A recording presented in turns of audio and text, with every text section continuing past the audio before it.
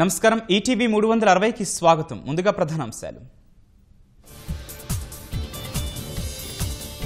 కావేరీ వివాదంలో కర్ణాటక అనుకూల తీర్పు, అదనంగా 15 టీఎంసీలు కేటాయింపు. నీరవ్ కేసులో ఇంటర్పోల్ సాయం కోరిన సిబిఐ, 11 రాష్ట్రాల్లోని 35 ప్రాంతాల్లో ఈడీ సోదాలు. మార్చి 8న రాష్ట్ర బడ్జెట్, 5న గవర్నర్ ప్రసంగం ఉంటుందన్న సీఎం.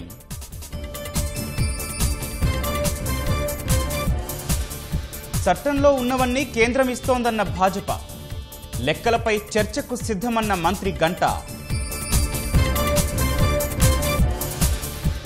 వాస్తవాలను వారంలోగా ప్రజల ముందుంచుతాం, ప్రత్యేక ప్యాకేజీపై రేపు చర్చిస్తామన్న జేఎఫ్సీ.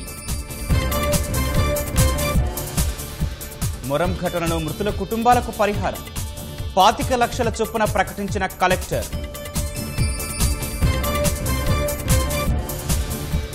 ఆత్మవిశ్వాసంతోనే విజయం సాధ్యం, పరీక్షా పర్ చర్చలో విద్యార్థులకు మోదీ సూచన.